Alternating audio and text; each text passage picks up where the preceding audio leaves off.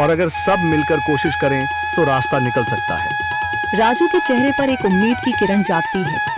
हाँ बाबा जी, अगर सब मिलकर काम करें तो हम पानी ढूंढ सकते हैं। हमने पहले कभी ये कोशिश ही नहीं की। लेकिन इतनी कठिन जमीन में नया कुआं खोदना आसान नहीं। मुश्किल जरूर है, नामुमकिन नहीं। अगर हम मिलकर काम करें तो ये हो सकता है। राजू खड़ा हो जाता है। उसकी आंखों में एक नई रोशनी है। तो फिर हम कल से काम शुरू करेंगे। मैं गांव के सभी युवाओं को इकट्ठा करूंगा। हम मिलकर नया कुआं खोदेंगे। यह कहते हुए वह शामू के साथ गांव के दूसरे युवाओं को बुलाने के लिए निकल पड़ता है। कहीं दूर से गरज की हल्की सी आवाज आती है, जैसे आकाश ने उनकी उम्मीदों की गवाही दे दी हो।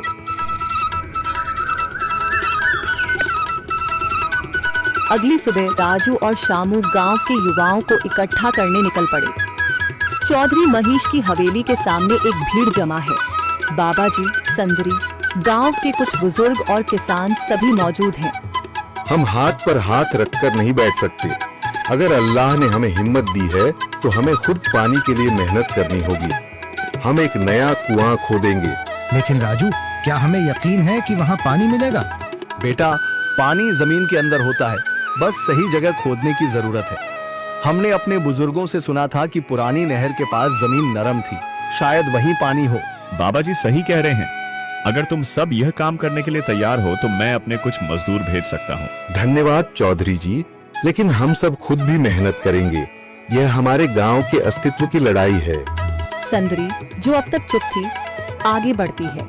हम औरतें भी पीछे नहीं रहेंगी। हम पानी लाने की व्यवस्था करेंगी, खाना बनाएंगी, ताकि तुम सब आराम से काम कर सको।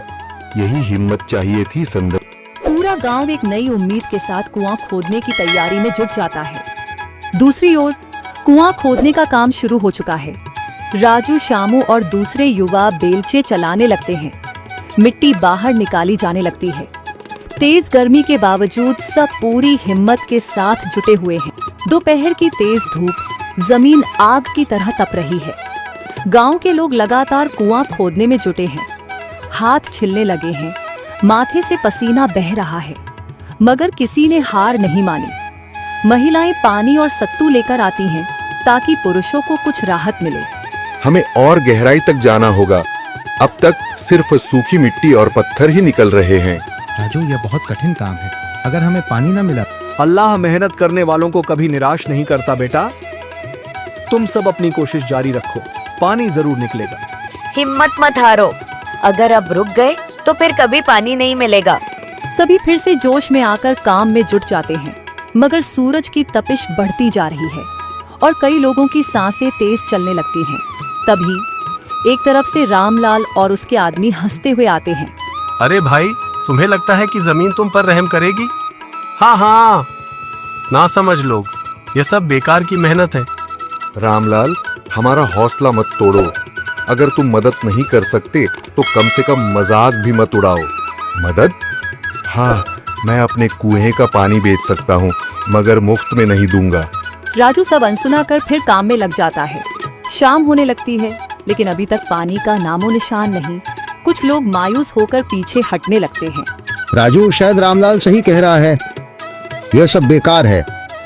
नहीं शामू, हमें हार नहीं माननी। अगर आज हार गए तो फिर कभी हिम्मत नहीं कर पाएंगे। तभी अचानक फावड़ा किसी कठोर चीज से टकराता है। एक अजीब सी आवाज आती है। राजू चौंक कर देखता है और जल्दी जल्दी मिट्टी हटाने लगता है। अचानक एक ठंडी लहर महसूस होती है। सभी लोग दौड़कर आते हैं। जैसे जैसे मिट्टी हटती है, नीचे से गीली जमीन नजर आने लगती है। सब हैरान रह जाते हैं। सुभान अल्लाह, मैंने कहा था ना, अल्लाह हमारी मेहनत को जाया नहीं करेगा। राजू और बाकी सभी जोर लगाते हैं। कुछ ही पलों बाद अचानक मिट्टी के नीचे से पानी की एक छोटी सी धारा फूट पड़ती है। गांव वाले खुशी से चिल्ला उठते हैं। पानी, पानी निकल आया। यह अल्लाह की कुदरत है रामलाल, जिस पर तुम्हें यकीन नहीं था। पूरा गांव आनंद से झूम उठता है। लोग एक दूसरे को बधाइयां देते हैं। औरतें दुआ करने लगती हैं। कुछ दिन बीत चुके हैं। गांव वाले नए कुएं से पानी भर रहे हैं, खेतों को सींच रहे हैं और जिंदगी फिर से पटरी पर लौट रही है।